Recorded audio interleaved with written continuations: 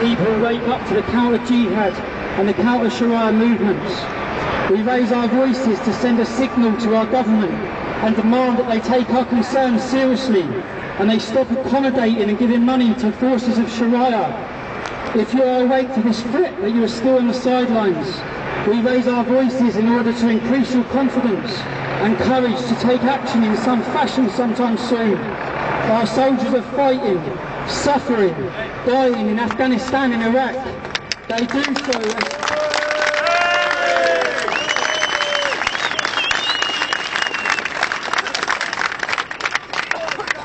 do so as part of our great democracy.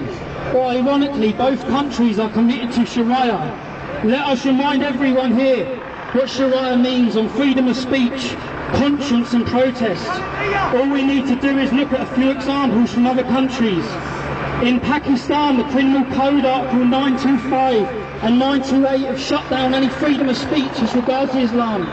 The blaspheme laws are awarded to beat and kill the non-Muslim population. In Saudi Arabia in 2007, the religious police beat little schoolgirls back into their building, burning because they were not properly covered. In Egypt, converts from Islam have to either flee the country or go into hiding. In Iran,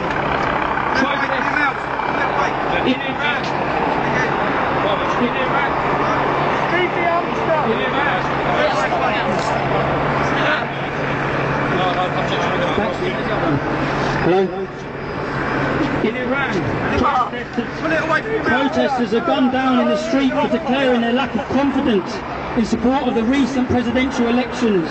In this country, we are apparently not allowed to have an opinion that can be in any way construed as being negative around Islam. Publishers are threatened if they report cartoons of Muhammad or a story that Muhammad's wife Aisha. On the international scene, the Organisation of Islamic Federation is pushing to declare that criticism of religion is against the law. By religion they mean, of course, Islam. In a court case coming up in December in Liverpool, a couple are charged with religiously aggravated offence for supposedly making a critical comments in the presence of a Muslim woman. The couple are alleged to have said that Muhammad, the founder of Islam, was a warlord, and that the Muslim dress for women is a form of bondage. For those who say we are racist, we ask, what race is Islam? We ask, what race are Muslims?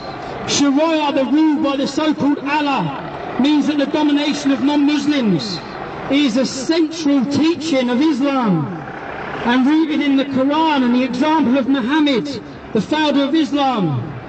But the English Defence League stands here today and in London to say that we will not be slaves to Allah and Allah's representative.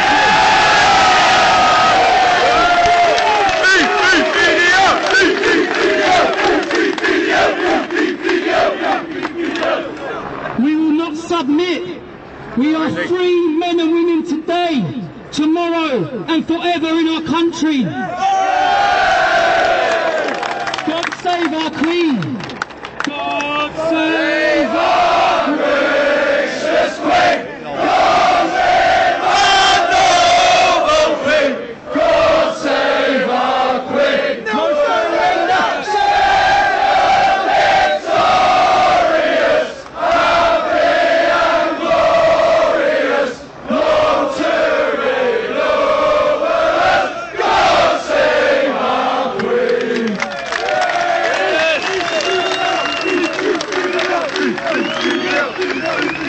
I am now going to hand you over to our ex-serving soldier, one of our country's heroes, who we should all make the sermon.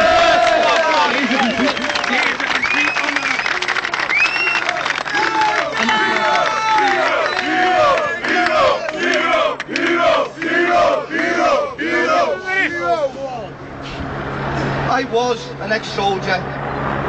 Any soldier will tell you war is hell. I know it, I've seen the aftermath and destruction with my own eyes. The only thing worse than a battle lost is a battle won. As a great man from my city once said, imagine no religion. I am not here to try and implement extreme Christianity, which has existed in our past, and we aim to keep it in our past. It was called the Inquisition. If Shahid Malik and Anjan Trousi get their way, we will have an Islamic Inquisition. Laws of this England are built on human rights, and the friends we have invited into the Commonwealth are apparently to end the bedrock of our culture and throw us back into the Middle Ages with archived extreme religious beliefs.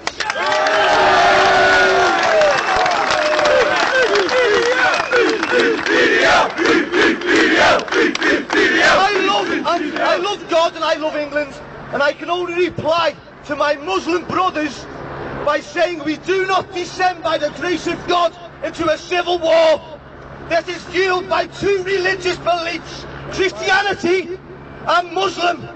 History can only show us in the Balkans experienced in the 90s, ethnic cleansing.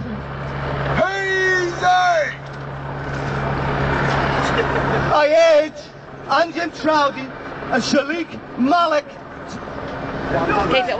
to realise what they are trying to achieve will only and ultimately end with fierce resistance. Yes.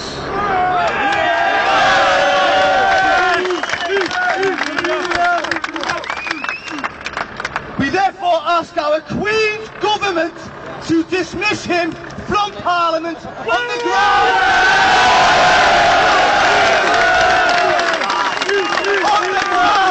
of causing public unrest. Also to ban Islamic parades that consist of speeches that could damage our heritage and change the face of our religion and culture.